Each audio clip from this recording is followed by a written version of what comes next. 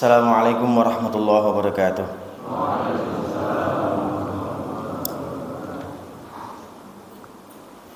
Alhamdulillah wassalatu wassalamu ala Rasulillah wa ala alihi wa ashabihi wa mawala. Asyhadu an la ilaha illallah wa asyhadu anna Muhammadan abduhu wa rasuluh. La nabiyya wa la rasula ba'dah. Usini wa iyyakum bittaqwallah faqad fazal muttaqun. Ya ayyuhalladzina amanu taqullaha haqqa tuqatih wa la tamutunna illa wa antum muslimun. Ikhwah fillah, Bapak Ibu sekalian yang saya muliakan. Alhamdulillah pada kesempatan subuh ini kita bisa bangun lagi. Bisa bangun lagi menghirup udara segar, kemudian beramal soleh, beribadah tahajud, beribadah sholat subuh berjamaah. Ini bagian dari rahmat Allah SWT kepada kita. Walaula fadlullahi alaikum warahmatuhu lataba'tum asyaitana illa qalila. Seandainya mungkin bukan karena fadilah atau rahmat dari Allah, mungkin kita saat ini sedang bermaksiat. Nah, mungkin saat ini kita sedang bermaksiat dengan cara mengikuti syaitan, dengan cara mengikuti syaitan. Wa na'udzubillah min dzalik. Maka yang mari kita syukuri apa yang sedang Allah berikan kepada kita ini, terutama nikmat Islam dan iman. Belum lagi kalau dihitung-hitung nikmat dunianya juga nggak akan kesebut itu, nggak akan pernah kesebut. Maka mari perbaiki pola pikir kita, akal pikir kita, perasaan kita kepada Allah SWT. Pola pikir kita, akal pikir kita, pandangan kita, husnudzon kita harus benar-benar baik kepada Allah, harus benar-benar sempurna. Walaupun mungkin saat ini kita mengatakan diri kita miskin, orang lain kaya, orang lain punya A, punya B, punya C, saya nggak punya apa-apa. Anda tetap atau kita tetap dalam kondisi mendapatkan rahmat yang sangat besar. Maka dengan mengubah pola pikir itu kita akan menjadi lebih damai, lebih tenang. Yang kedua, mari kita berkirim salawat dan salam kepada Nabi kita, Nabi Muhammad sallallahu alaihi wasallam. Semoga kita semua mendapatkan syafaat dari beliau. Amin ya rabbal alamin. Tapi jangan lupa ya syarat-syarat untuk mendapatkan syafaat. Jangan sampai kita lupa sholawat, jangan sampai kita lupa menegakkan sunnah, jangan sampai kita lupa mempertahankan sunnah-sunnah Nabi Muhammad, jangan sampai kita ngurang-ngurangin, nambah-nambahin, ya kan? Apalagi menghilangkan yang sudah baku dari ajaran Nabi Muhammad SAW. Ikhwah fillah, pada kesempatan pagi hari ini insyaallah saya akan lanjutkan kajian saya yang kemarin yang masih berkaitan tentang Yahudi. Jadi tafsir-tafsir atau ayat-ayat yang berbicara tentang Yahudi. Kalau kemarin kita berbicara tentang sejarah munculnya Yahudi. Kemarin kita bicara tentang sejarah munculnya Yahudi, sejarah munculnya Nasrani. Apa perbedaan Yahudi Nasrani dengan Bani Israel? Itu sudah kita sampaikan. Secara umum Bani Israel adalah Bani, suatu kaum yang memang keturunan dari Nabi Yakub. Kemudian di antara Bani Israel itu ada Yahudi, salah satu dari keturunan Yehuda. Yang Yehuda ini anak dari salah satu anak dari Nabi Yakub, dari 12 anaknya Nabi Yakub. Yehuda yang punya pikiran untuk membunuh Nabi Yusuf, karena Nabi Yusuf kecil ini adalah anak yang sangat disayangi bapaknya Nabi Yakub. Tapi kemudian Nabi Yusuf dibuang ke sumur, kemudian ditemukan oleh musafir, habis itu dijual sebagai budak di negeri Mesir. Maka nanti ada kalangan dari Bani Israel yang tinggal di Mesir, tumbuh beranak pinak di Mesir. Dari 12 orang itu kan banyak yang kesana kemari. Ada yang bahkan ceritanya sampai ke Eropa, sampai ke Turki, sampai ke masih ada di daerah Syam dan begitu. Mereka terus menerus melakukan Ya namanya lazimnya manusia kan, beranak pinak kesana kemari gitu. Beranak pinak dan kesana kemari. Itu kemarin kita bicara masalah itu, masalah sejarah. Dan kenapa kemudian Yahudi menjadi sebuah agama, padahal mereka awalnya suatu kaum. Kemudian muncul Nasrani, ya, salah satu kalangan dari Bani Israel yang betul-betul mendukung dakwah dan menopang dakwah dari Nabi Isa, Nasrani, dari kata-kata Nasara. Nabi Isa berkata, "Man ansari ilallah," siapa yang mau membantuku karena Allah. Siapa yang mau membantuku menuju jalan Allah. Qala al-hawariyuna nahnu ansarullah. Para hawari, orang-orang yang dekat dengan Nabi Isa, ya kan? Mereka akan menjadi pembantu, kamilah membantu kamu wahai Nabi Isa. Begitu. Kemudian terjadi perselisihan di tengah-tengah mereka karena faktor Nabi Isa diangkat oleh Allah, ya kan? Nabi Isa diangkat itu untuk diselamatkan karena memang Yahudi pengennya membunuh Nabi Isa, tapi kemudian Nabi Isa diselamatkan.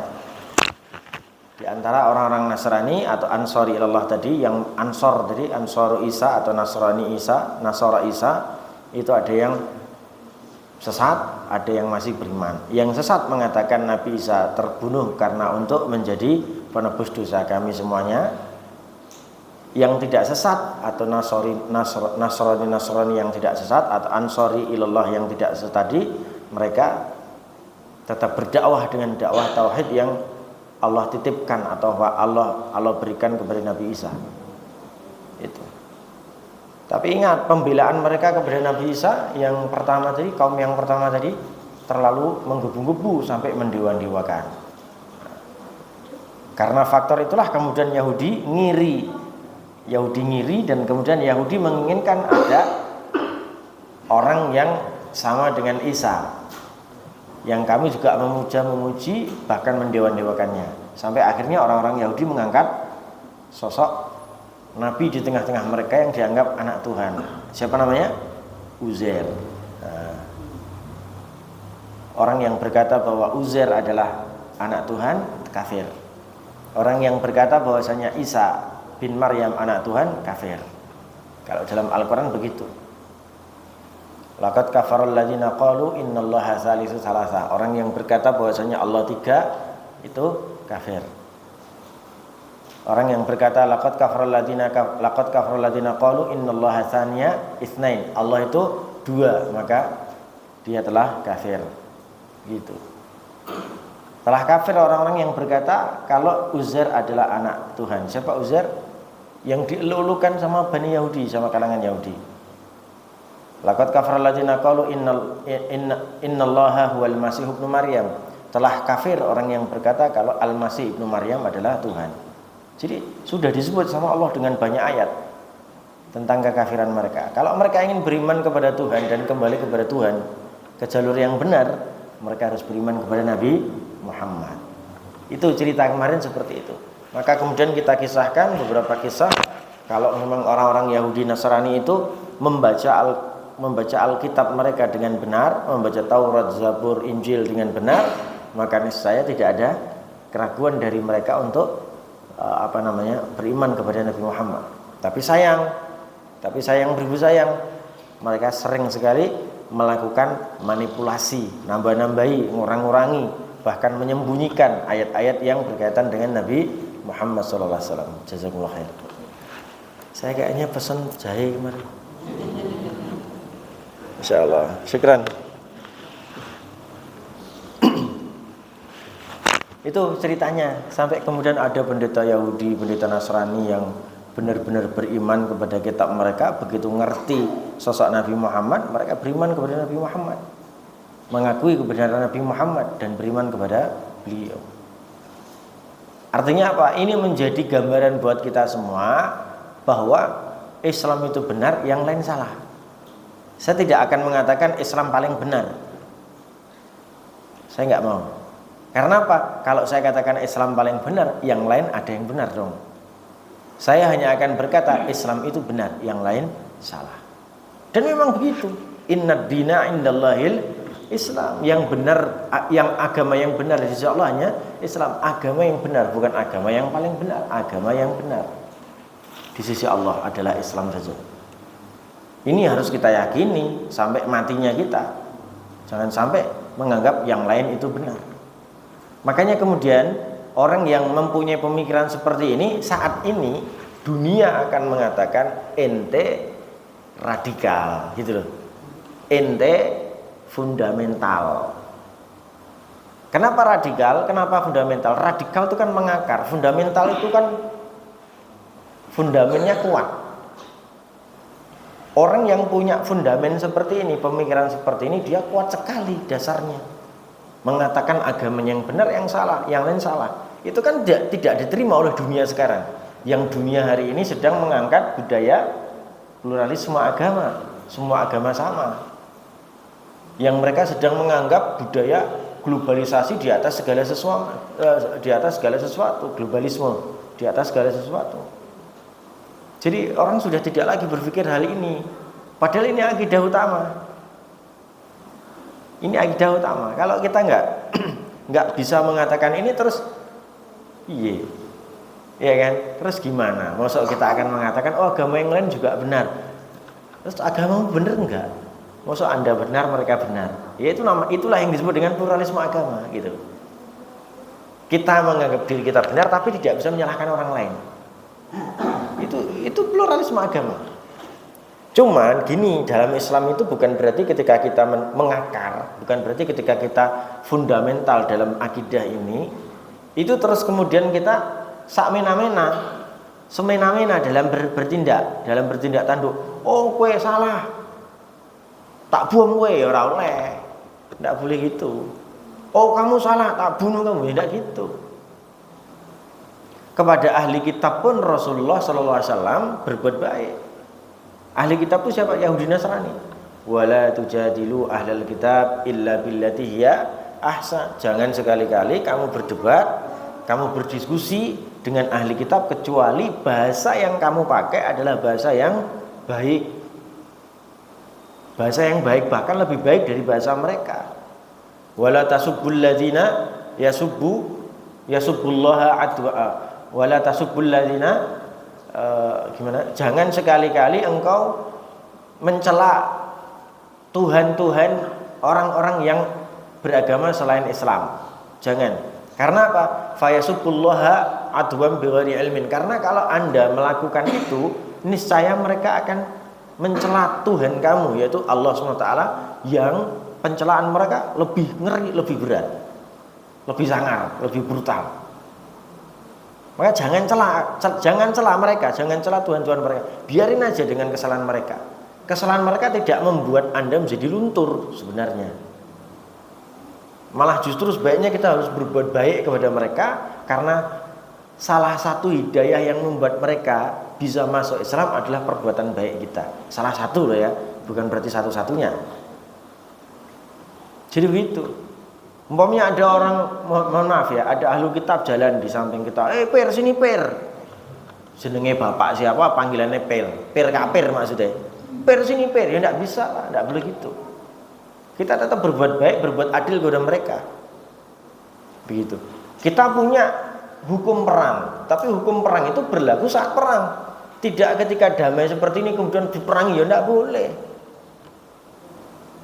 Makanya kemudian terlanjur kata-kata radikal ini salah, yang kemudian disematkan kepada orang-orang Islam. Orang Islam harus mengakar kuat akidahnya, tapi bukan berarti perbuatannya menghalalkan darah semua orang, tidak bisa.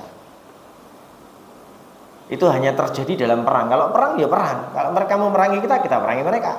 Kalau mereka nggak perang, ya kita nggak perang. Itu aja. Jadi jangan lupa, kepada ahlul kitab pun kita tidak bisa berbuat buruk. Yang kedua, kepada ahlul kitab kita tidak bisa mencela Tuhan-Tuhan mereka. Nggak bisa, karena pada akhirnya mereka nanti akan mencela Tuhan kita dengan celaan yang lebih brutal.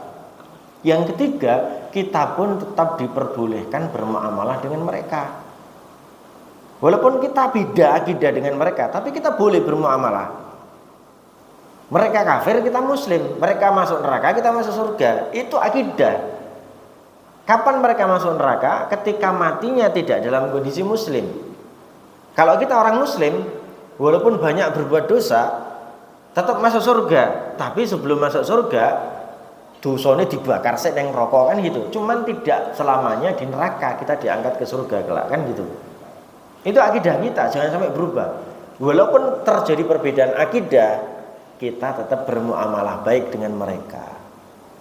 Nabi pernah menggadaikan baju besinya kepada seorang Yahudi, sampai tiba-tiba batas akhir gadai itu selesai, Yahudi datang. Kan masih tinggal 2 hari, masih 2 atau 3 hari lagi. Yahudi datang, "Hei Muhammad," katanya. Ini Yahudi kan nggak sopan ya, Bu. "Hei Muhammad," karena memang nggak mengakui Nabi Muhammad sebagai nabi. Nah, awak dhewe nek ngomong kan, "Hei Bapak, Ibu," kan gitu ya. Enak sopan santune, tiba-tiba langsung, "Hei Muhammad," nah gitu. Kurang ajar. Tapi itu dulu tuh cerita. Tapi memang benar. Kemudian benar ceritanya maksud saya. "Hei Muhammad, mana utangmu?" Terus Nabi Muhammad menyampaikan, "Loh kan utang masih 2 atau 3 hari lagi gitu. Terus pokoknya segera siap-siap gitu. Kalau enggak ini nanti baju besimu tak ambil, tak pek." Gitu. Sahabat yang melihat itu kan darah mudanya muncul. Gak sopan men tak ketak mulai.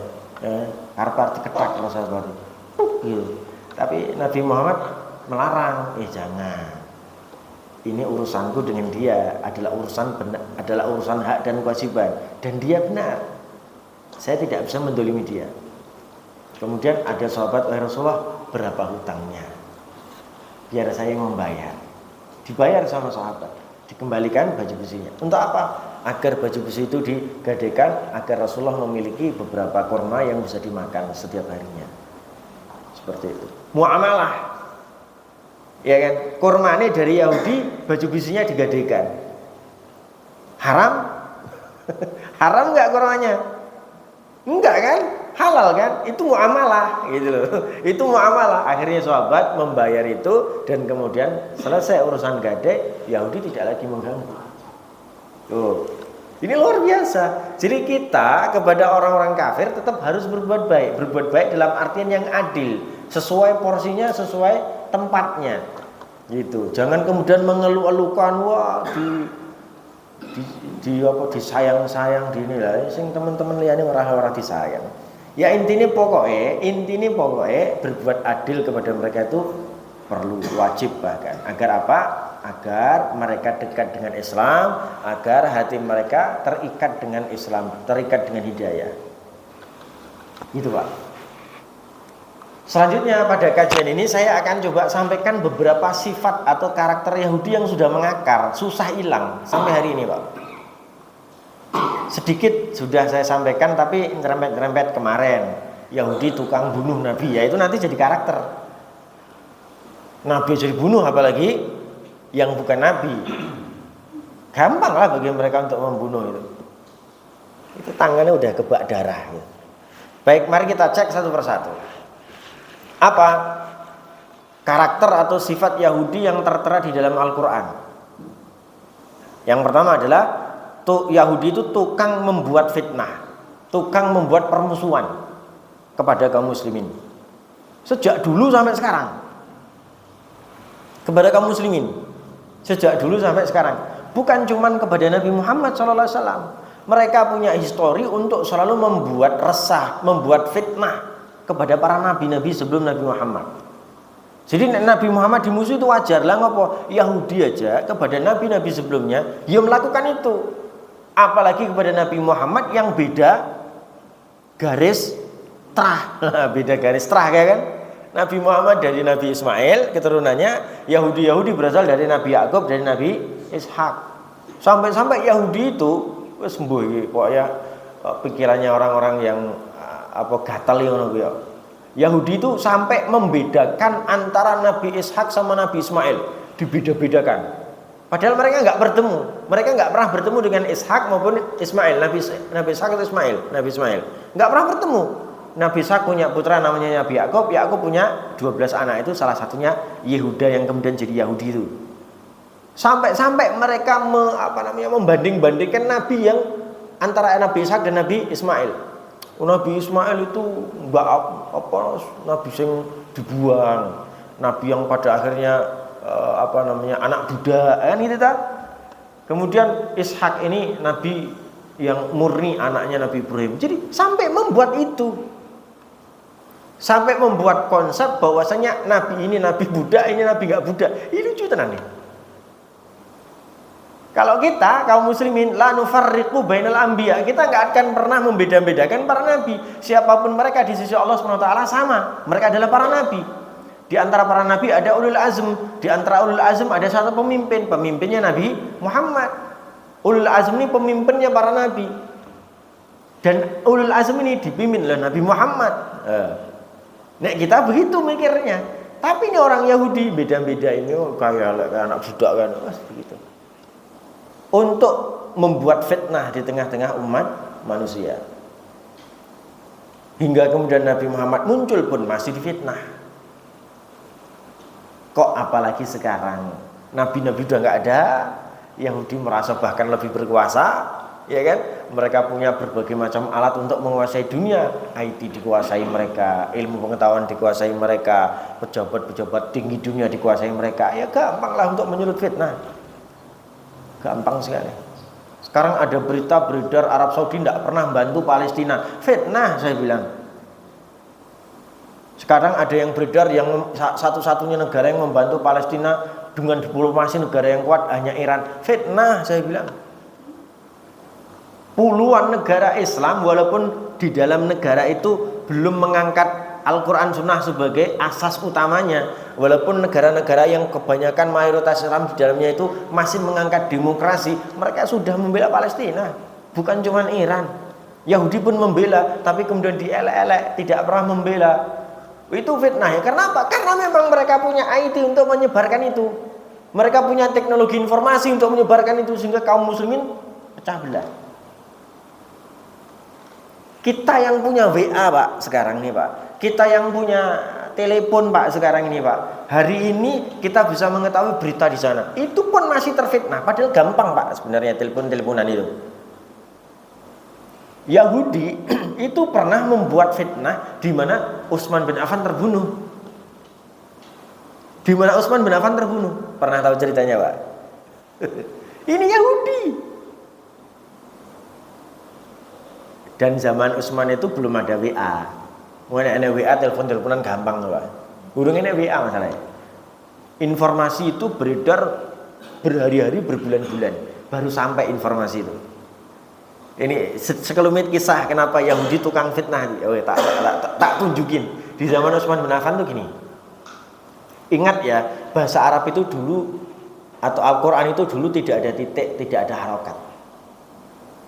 AIU itu nggak ada harokat fathah, nggak ada harokat kasroh, nggak ada harokat dhammah, bahkan nggak ada titiknya. Bismillah itu baknya nggak ada titiknya. Sama kayak tak orang nek titik terus saya mau coba. Susah kan? Susah. Tapi orang zaman dulu bisa, gitu loh. Karena ilmunya ada di hati mereka, ilmunya ada di pikiran mereka. Dan kemudian ketika Islam menyebar kemana-mana, bahkan di luar Arab, akhirnya bantuan dibutuhkan. Bantuan untuk bisa membaca Quran dengan benar dibutuhkan. Maka ada ilmu penitian Al-Quran, ada ilmu pengharokatan Al-Quran yang sedang kita baca sekarang itu. Cerita panjang itu. Kenapa sampai kemudian Quran menjadi satu mushaf, itu juga ada ceritanya gitu. Nah sekarang saya coba kisahkan sedikit tentang sosok Utsman bin Affan yang terbunuh gara-gara Yahudi, gara-gara fitnah Yahudi. Ada suatu kaum di Mesir. Kaum ini kaum Zimmi. Kaum Zimmi atau kabilah yang kafir, tidak beragama Islam, tetapi Zimmi, mau hidup di bawah perlindungan Islam. Saat itu Mesir dipimpin oleh Amr bin As. Amr bin As, salah seorang sahabat Nabi yang Masya Allah, kekuatan dan jiwanya sangat kuat sekali, spiritualnya kuat sekali.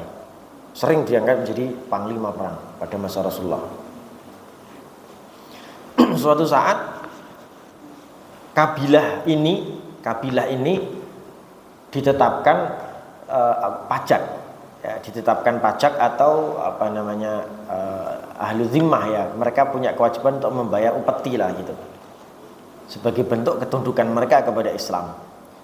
Ternyata pajak pertanian mereka dirasa terlalu tinggi.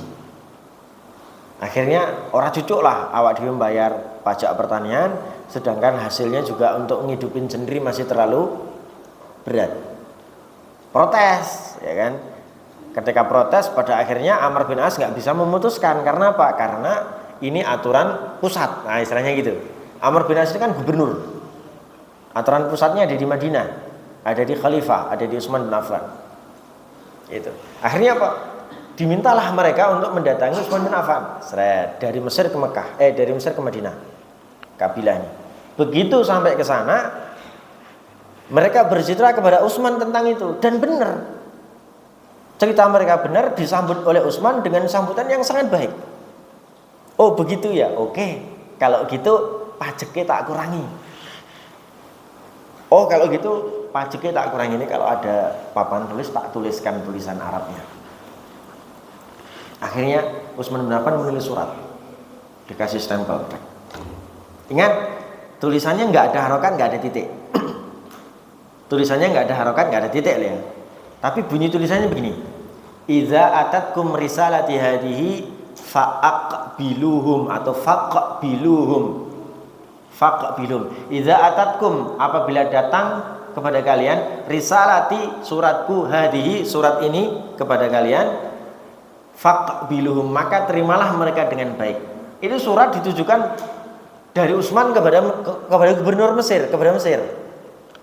Jadi kalau mereka datang ke tempat kamu, terimalah mereka dengan baik-baik. Kemudian pajak yang tadinya terlalu tinggi diturunkan. Itu tujuannya Utsman bin Affan. Oke, ingat ada kata-kata apa tadi? Faqbiluhum. Faqbiluhum.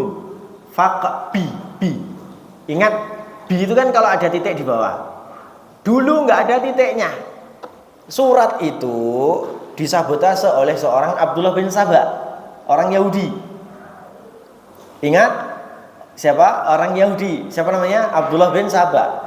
Abdullah bin Saba ini orang yang jenius, orang yang intelektual. Dia punya tradisi membaca. Maka kemudian surat itu disabotase.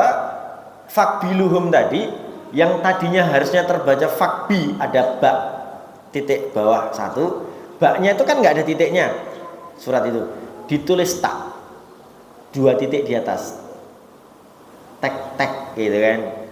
Bunyinya jadi gimana? Faqtuluhum.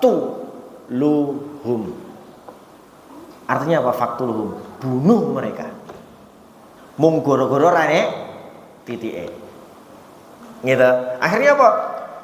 Surat itu menjadi bermakna lain. Idza atatkum risalati hadi faqtuluhum. Nek suratku datang kepada kalian, maka bunuh mereka. Allahu Akbar. Awalnya apa? Amr bin As tenanan ora iki kan itu. Mosok mereka datang tiba-tiba bunuh semua. Wah, ini mesti karena mereka menentang kan gitu ta. Akhirnya didatangkan Al-Gojo dan ditek mereka, dihukum dengan sesuai tulisan itu. Akhirnya kok fitnah merajalela kemana-mana. Utsman pembunuh kabilah gitu. Sampai terjadi protes besar-besaran, dan protes ini bahkan sampai di tengah-tengah kaum muslimin yang melakukan. Subhanallah. Sahabat-sahabat dekatnya Utsman bin Affan, penjaga-penjaga Utsman bin Affan ketika menghalau demo, tidak bisa mungkin demo ratusan orang, bahkan di tengah-tengah mereka orang-orang Islam juga. Kau bisa-bisanya Utsman menetapkan untuk membunuh, kan gitu kan, fitnah kan. Ora nek telepon, ora nek YouTube, ora nek WA. Mungkin kalau ada telepon saat itu, Amr bin As akan telepon Utsman. Wahai Utsman, wahai sahabatku, wahai khalifah, apakah benar Anda menyuruh untuk membunuh mereka? Selesai. Jawaban Utsman, enggak, terima mereka. Wah, iku mesti nek sing nyabotase. Kan gitu.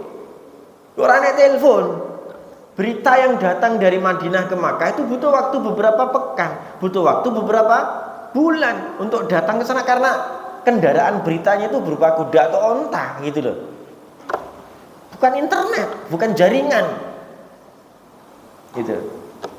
Akhirnya apa? Sampai salah satu riwayat mengatakan ada sahabat yang terfitnah dengan fitnah itu, sampai kemudian sahabat ini mencekik Utsman bin Affan. Ketika Utsman bin Affan melek, ya kan, dicekik kan ya loro tuh, melek matanya gitu kan, gitu. Ternyata yang mencekik adalah anak dari teman dekatnya. Siapa itu? Abdullah bin Abu Bakar, anaknya Abu Bakar. Terus dia membuka matanya dan kemudian dia berkata, seandainya ini aku beritahukan kepada ayah kamu, maka niscaya kamu akan dimarahi oleh ayah kamu. Akhirnya dia lepas, dia minta maaf dan dia pergi. Tidak bisa membela, padahal yang gerutuk oke banget, tidak bisa membela. Saking fitnahnya udah sangat keras. Sampai kemudian Utsman bin Affan wafat dalam kondisi demonstrasi tadi. Ada yang bilang tercekik, ada yang bilang dipukul sampai wafat. Dan Utsman bin Affan sudah sangat sepuh zaman itu. Bayangin Pak, fitnahnya seperti itu. Fitnah yang jatuh kepada siapa? Jatuh kepada sahabat-sahabat Nabi yang begitu besar. Subhanallah. Jadi saya akan katakan karakter pertama dari Yahudi suka nyalain apa tadi? Suka nyalain fitnah. Bahkan suka nyalakan permusuhan kepada kaum muslimin. Jadi kalau sekarang ini terjadi berbagai macam permusuhan di tengah-tengah kita antar negara kaum muslim, Yahudi. Yahudi titik. Walaupun mungkin pelaku-pelakunya orang Islam yang mengatakan dirinya Islam, itu ketularan Yahudi, itu. Ayat gak mungkin salah. Apa kata Allah SWT dalam surat Al-Maidah ayat yang ke-82? Al-Maidah 82. La tajidanna asyaddan nasi adawatan lil ladzina amanu al-yahud wal ladzina asyraku. Kamu wahai kaum muslimin sungguh akan mendapati orang yang paling keras permusuhannya kepada orang-orang beriman, kepada orang-orang muslim adalah orang-orang Yahudi. Kemudian setelah orang Yahudi baru orang musyrik. Jadi orang yang paling pertama benci kepada Islam adalah Yahudi. Setelah Yahudi baru musyrik. Tuh. Al-Maidah 82. Tidak mungkin salah. Tapi wala tajidanna aqrabahum mawaddatan lil ladzina amanu alladzina qalu inna nasara. Tetapi di sisi yang lain, ketika terjadi perbedaan agama, kamu wahai kaum muslimin akan mendapati orang yang paling dekat dengan kamu adalah orang-orang Nasrani. Tuh. Yang paling memusuhi kamu orang Yahudi, kemudian orang musyrik. Orang yang paling dekat dengan kamu adalah orang yang beragama Nasrani. Itu kalau dalam kajian agama-agama ya memang begitu. Awak dhewe saiki cedhake karo orang Nasrani. Orang Nasrani tidak terlalu memusuhi kita. Yang paling memusuhi kita Yahudi. Al-Maidah 82. Silakan cek dari berbagai macam histori dan sejarah yang terjadi di dunia ini. Hubungan antara agama-agama itu yang paling gedeng karo Islam ki Yahudi. Mesti lah. Gitu ya. Ini seumur-umur dunia seperti itu. Itu yang poin pertama itu. Saya akan coba kisahkan lagi kisah bahwa Yahudi itu sangat benci Islam. Apa contohnya? Yahudi ini kan kerap sekali membuat fitnah. Yahudilah yang membuat orang-orang kafir Quraisy pada akhirnya mereka berkumpul menjadi satu pasukan besar untuk mengepung Madinah. Di Madinah dari berbagai macam sisi jalan masuk Madinah dikepung. Padahal Rasulullah itu dari Mekah udah hijrah ke Madinah. Tapi hasutan Yahudi membuat orang-orang kafir Quraisy berkumpul bareng. Bayangin. Orang-orang kafir Quraisy itu tadinya sudah mulai terpecah belah. Ya kan, mulai terpecah belah. Ini Yahudi menghasut mereka bersatu padu untuk ngepung Madinah. Jalur utara dikepung, jalur selatan dikepung, jalur timur kepung kabeh. Jalur utama Madinah dikepung. Sampailah menjadi perang Ahzab. Perang Ahzab. Perang Ahzab itu berasal dari kata-kata hizbun. Hizbun itu artinya kelompok. Ahzab berarti kelompok-kelompok. Kelompok-kelompok kafir Quraisy kelompok-kelompok kafir yang ada di Makkah berkumpul jadi satu untuk ngepung Madinah. Tapi kemudian Allah selamatkan Madinah, Allah selamatkan Rasulullah SAW dan para sahabatnya dan kaum muslimin dengan cara mengirimkan badai, mengirimkan angin yang membuat mereka akhirnya kabur. Kabur dalam artian nggak iso nahan derasnya angin yang meniup mereka. Perang tanpa perang. Perang tanpa perang. Karena apa? Yang memerangi mereka para malaikat. Nah, gitu. Yang memerangi mereka adalah para malaikat. Kaum muslimin saat itu dibantu oleh Allah SWT dengan mengirimkan para malaikatnya untuk menghalau mereka. Akhirnya mereka pergi satu persatu. Orang kuat. Begitu. Jadi, ikhwah fillah rahimakumullah, itulah picuan-picuan kaum Yahudi kepada kaum muslimin berbagai macam fitnah yang dikeluarkan mereka. Suatu saat ketika Rasulullah SAW perang melawan orang-orang kafir Makkah, kemudian Rasulullah saat itu mengambil janji dari orang-orang Yahudi yang ada di Madinah. Yahudi, kamu aman kalau kamu tidak membantu siapapun musuh kami. Oke, kami nggak akan membantu siapapun musuh Anda, maka kami akan aman. Akhirnya apa? Dia buat fitnah, akhirnya dia melanggar janjinya, sampai kemudian Nabi berkata, setelah Allah memenangkan perang ini kepada kami, maka habis ini aku akan memerangi kalian. Akhirnya Yahudi di Madinah diperangi setelah perang itu, ya kan? Setelah memenangkan perang bersama setelah kaum muslimin menang perang bersama kepada orang-orang kafir Quraisy, kepada orang-orang kafir, akhirnya orang-orang Yahudi yang ada di Madinah diusir. Yang disebut dengan perang Khaybar. Perang Khaybar. Siapa panglima perang Khaybar? Ali bin Abi Thalib. Yang saat itu Ali bin Abi Thalib ngapunten matane loro. Dueleken abuat banget. Pernah belen, Pak? Bu, jenengan pernah belen? Pernah nggih? Nek rukuk rasane piye? Kuwi koyo arep copot nggih. Nek sujud piye rasane? Allah, loro banget koyo arep copot. Dingenekke loro, akhirnya saya pernah belen seperti itu. Rukuk sakit, sujud sakit, ya Allah sakit minta ampun. Sampai kemudian Rasulullah SAW memanggil Ali bin Abi Thalib, Ali sini. Akhirnya Rasulullah SAW mengambil ludahnya dan kemudian ludah itu ditempelkan ke dalam mata yang sakit dan saat itu sembuh. Kemudian royah atau bendera perang diberikan Rasulullah kepada Ali bin Abi Thalib untuk memerangi Bani Khaybar atau orang-orang Yahudi Khaybar dan menang. Kita menang. Khaybar terusir.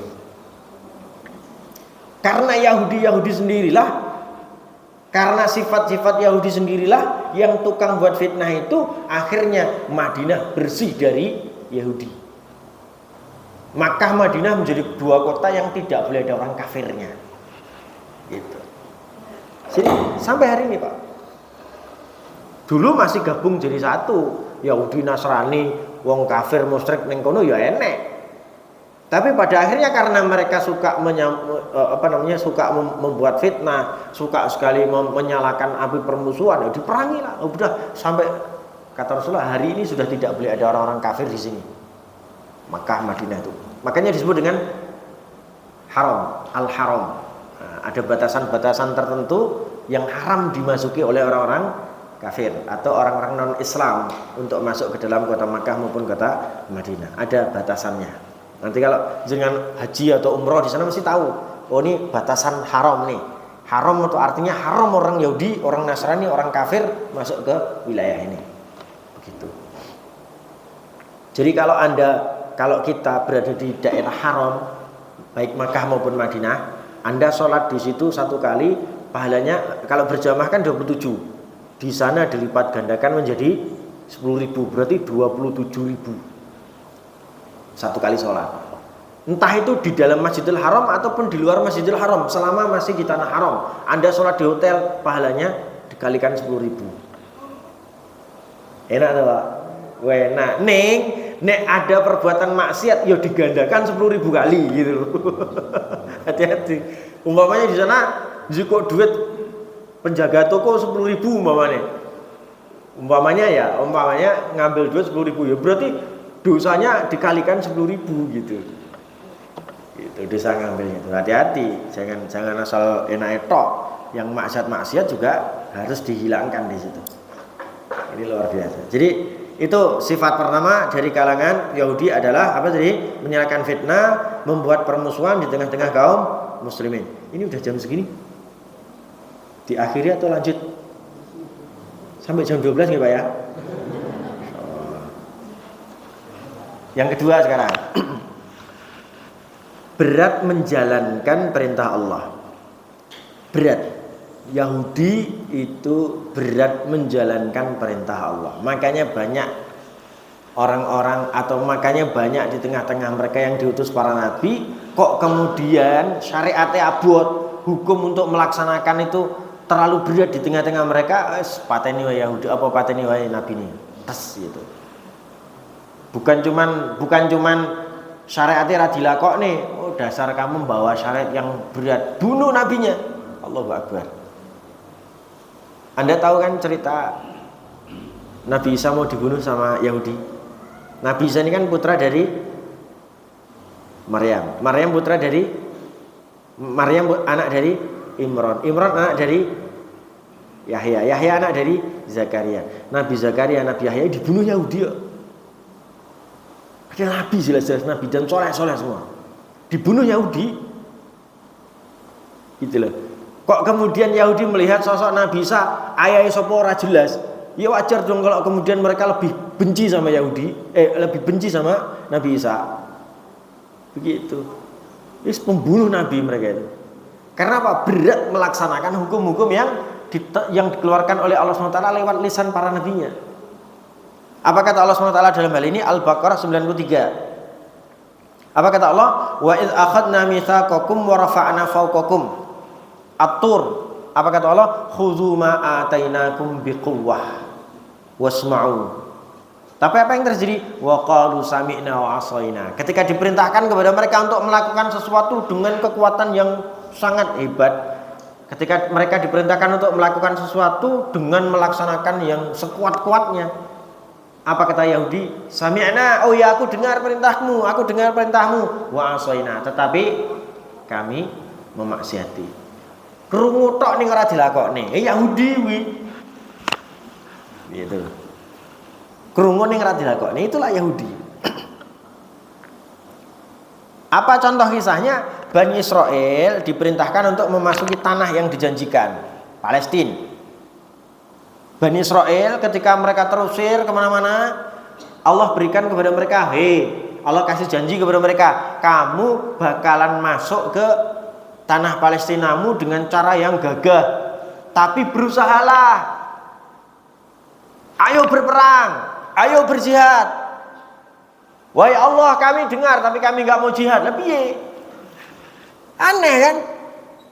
Orang pengen merebut tanahnya tapi nggak mau jihad. Gitu. Sampai Allah kirim bantuan kepada mereka. Dikirimkanlah seorang siapa namanya itu, anak kecil seorang nabi yang kemudian bisa membunuh panglima besar. Siapa namanya? Nabi Daud kan. Masih kecil tapi kemudian berhasil membunuh panglima yang begitu besar, tinggi-tinggi.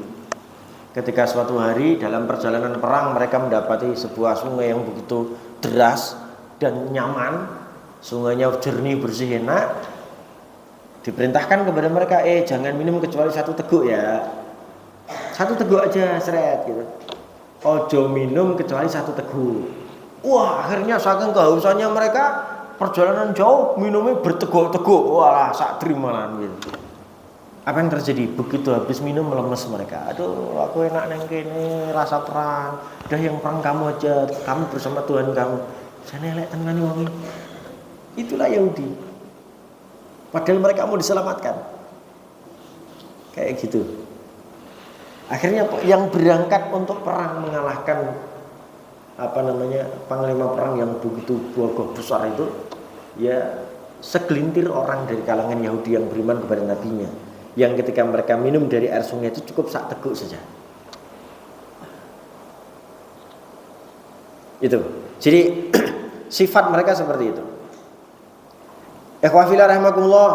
Sifat yang ketiga, saya anggap ini sifat yang terakhir pertemuan ini. Besok saya akan lanjutkan sifat-sifat yang lain. Karena ayat yang bicara tentang sifat mereka banyak sekali. Banyak banget dan kita akan lanjutkan. Mungkin semoga 2 pertemuan ke depan bisa selesai. Ini ayat yang ketiga sekarang, sifat yang ketiga. Menghina Allah dan menghina Allah dan mengakui bahwasanya Allah itu miskin. Jika enggak kurang ajar. Allah ini maha kaya ya. Tapi dihina miskin. Pertanyaannya kenapa? Ada yang tahu kenapa seperti itu? Ada yang tahu? Itu gara-gara hukum yang ditetapkan Allah dan Rasulnya tidak disepakati oleh hawa nafsu mereka. Gara-gara apa? Gara-gara zakat. Gara-gara sedekah. Allah dan Rasulnya memerintahkan orang-orang Yahudi untuk berzakat. Oh, dasar Tuhan miskin, butuh zakat. Itu orang kurang ajar.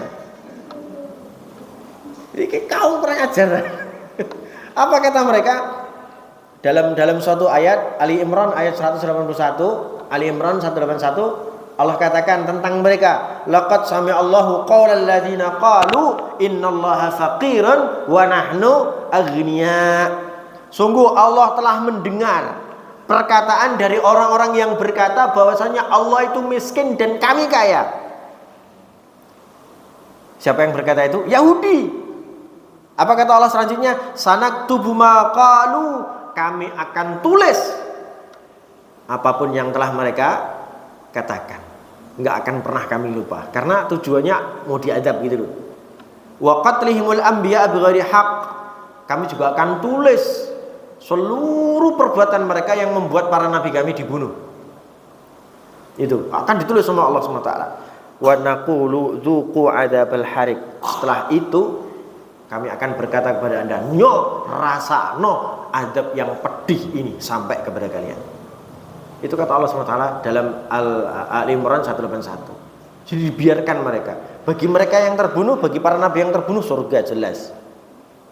Ya kan, surga jelas. Bagi orang-orang Islam yang terbunuh karena perbuatan mereka, surga jelas. Dibiarkan sama Allah agar kaum muslimin itu semuanya mati dalam kondisi masuk surga. Dibiarkan seperti itu, pembunuhan-pembunuhan berlaku terus. Tapi ingat, setelah itu si pembunuh ini akan diberi adab yang pedih selama-lamanya di neraka. Begitu. Jadi sifat mereka seperti itu. Sampai hari ini mereka masih menghina Tuhan mereka. Sampai hari ini mereka masih menghina Allah SWT. Ini luar biasa. Sampai hari ini, Pak. Apa meneh awak dhewe yang selaku manusia membuat hukum lewat tangan-tangan kita untuk kemudian Israel, wahai Israel, ya kan, wahai negara Israel, kamu melakukan genosida, kamu harus dihukum. Alah, hukum apa? Kan itu, hukum Tuhan aja disepelekan, apalagi hukum manusia. Sampai itu, ha? Jadi kalau sekarang ini semua berkumpul untuk tujuannya melawan Yahudi, ya benar, karena kita melawan, kita melakukan peperangan kepada mereka. Tapi ingat, mereka karakternya seperti itu. Hukum apa? Alah, gak penting. Hak asasi manusia apa yang buat itu aku yang buat, karena aku yang buat, aku yang berkuasa. Gak penting itu. Begitu. Begitu, Pak. Insya Allah kita akan lanjutkan bulan yang akan datang. Kalau pengen rampung ya sampai jam 12. Nah, gitu. Ayatnya kita bahas semua. Tapi insya Allah kita akan lanjutkan step by step, pekan-pekan depan dan bulan-bulan depan, insya Allah. Demikian yang dapat saya sampaikan. Mohon maaf atas segala hilaf saya, dan semoga kajian-kajian yang ayat-ayat yang tadi kita kaji membuat kita semakin yakin bahwasanya Allah itu sayang sama kita. Allahumma amin. Barakallahu fikum ajma'in. Subhanakallahumma wa bihamdika asyhadu an la ilaha illa anta astaghfiruka wa atubu ilaik. Tsumma assalamu alaikum warahmatullahi wabarakatuh.